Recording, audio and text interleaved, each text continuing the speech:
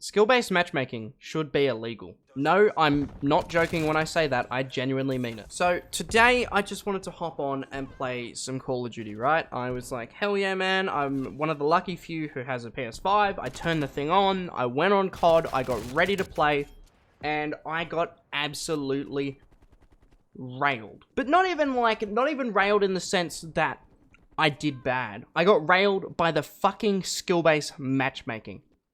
I versed people that I know from Fortnite, who are really good professional Fortnite players. And what happened? We all did pretty well the same. We all basically went anywhere from 20 to 13, like 20 kills, 13 deaths.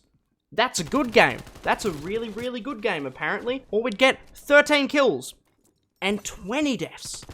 Like, it's essentially the same thing every game. Everybody just roughly does around the same. Because everybody who you verse inside of COD, nowadays, and other games, it's not just Call of Duty that's guilty of this, are all the same skill level because of the skill-based matchmaking. And I'm telling you, it should be illegal. It's fixed matchmaking. It really is. It's fixed matchmaking. When you buy the product, when you buy that video game, it basically forces you to play against certain people and play a certain way. And that is fixed matchmaking. It's no different to the pokies, like slot machines. Like, whatever happened to ping is king? I'm not saying that ping doesn't play a factor in what sort of matchmaking you get. Like, obviously it does, right? Like, if you search in American servers, you're gonna get matched up against Americans, obviously. If you search in Australian servers, you're gonna verse Aussies. But you're gonna verse Aussies that are the same bloody skill level as you. And in a ranked playlist, that would be fine. That would be sensational. Give us a bunch of ranks. If I'm a gold rank, I verse gold players. If I'm a diamond player, I verse diamond. If I'm a master, I verse master. If I suck and I'm a bronze, I verse bronze. Right? Seriously, because I am actually a pretty good Call of Duty player. I've been playing since, like, online COD anyways, since the original Black Ops, which came out in what, like 2010? I've been playing COD for 10 years, and I don't think I have ever had a more miserable experience than on this Call of Duty. And it sucks, because this game isn't bad. Call of Duty Black Ops Cold War is by no way a bad game. It isn't. I don't think it is. I enjoy it. But I am essentially forced to put up with skill-based matchmaking, which really caps how much fun I can have on this game. And it's really, really, really shitty. And let me explain why. Because first off, if I want to have any chance of having a positive KD, which is obviously something, you know, as somebody who's played COD for as long as I have, I care about my KD. I do. And you can say, oh, well, you shouldn't care about it. But it's there. It's my combat record, right? It reflects me as a player. So if I want to care about it, I care about it. But if I want to keep my KD, you know, respectable and keep it just decent, I am forced to play the meta weapons. I have to use the MP5 or the M16 or the AUG. I have to use whatever the in-weapon is. I have to watch YouTube videos on the best bloody class tutorials just to keep up with all these kids who are drinking G Fuel and have scuff controllers and all of that sort of stuff that are jump shotting and doing all this crazy stuff. And that's, look, if there's players out there that are that good, that's fine. That's completely fine. They're beasts. They are beasts, and I'm not hating on them at all, you know? But I just feel like in my personal situation, as somebody who is a pretty good COD player, you know, I'm punished for being good. Like, I just am. Like, seriously, this system punishes good players instead of rewarding them.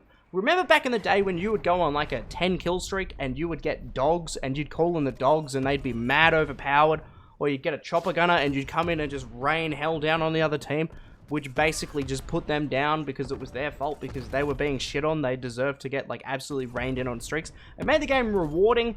It gave you something to work towards.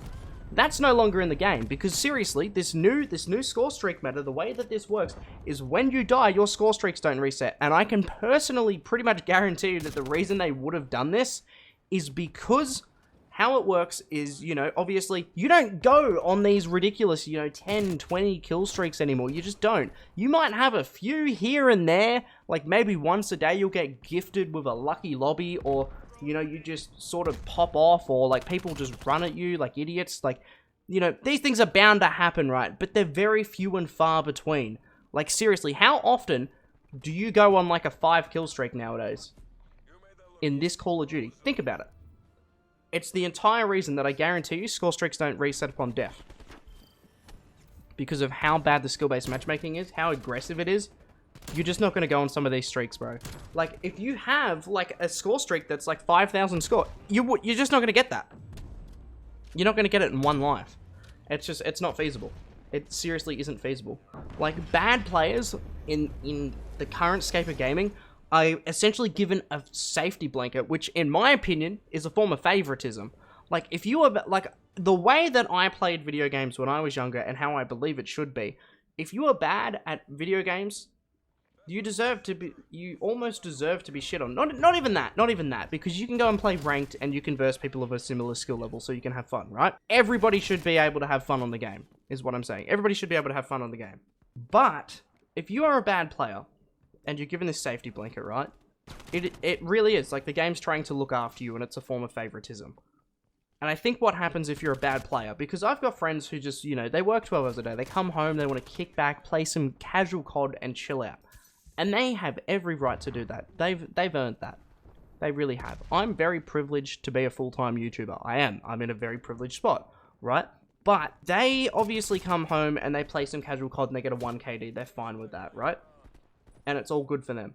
But me as a YouTuber or even just a good player, when I obviously want to jump on and play some Call of Duty, I have to sweat, I have to play really hard, and I'm forced to play not casually, even though it's a casual playlist or a public playlist. I have to be on top of my guard and play a certain way because the game has deemed that I'm a certain skill level and I have to verse these people. And seriously, it's like that's not fair. It really isn't fair. You can't look after the bad players and then basically say fuck you to, you know, the good players, because at the end of the day we paid for a product and we should be able to get a similar experience out of it. We should all be able to get a good experience out of it. But for those, you know, players who are a little bit above average, we're just not getting that. And I think that's really, really unfair. And honestly, all they should do is if they had, look, if matchmaking was run by me, here's how I would do it. I would grab random people, regardless of skill. Skill level means nothing, just ping. It's all based on ping and internet connection, right? Once all the players are thrown into the lobby, let's say 12 people are thrown into the lobby, right? I would then balance all of the teams, so like you'd go through all the players' stats from there, and then just balance the teams so they're as even as possible. Even if there's 11 bad players and there's one good player, just put the good player on one of the teams and he's obviously going to have to carry. Or something like that. Or there's 2 good players in the lobby. Put them on separate teams and make them carry the other teams. That's how that should be. It seriously should be like that. And I know that Call of Duty, for example, has done that before. Or have server browsers in the game and put a KD cap on it. Like, let's say you're playing Battlefield and you can't join this lobby if you have over a 0.8 KD. Do something like that. I don't know. There's plenty of different things they could do, but where it stands right now, it is legitimately punishing people for being good at video games. And I genuinely think it should be illegal. I really do. I know that's a really extreme opinion. I'm sure there's going to be a lot of people who disagree with me on this, but I'm sure there's just as many people who sort of agree. And at the end of the day, I know it's just a game, bro, but like seriously, like it's ruining one of my favorite pastimes, and it's a shame to see it get like this. Anyways, that's the video. I've rambled on long enough. Just wanted to get my thoughts about skill-based matchmaking out there.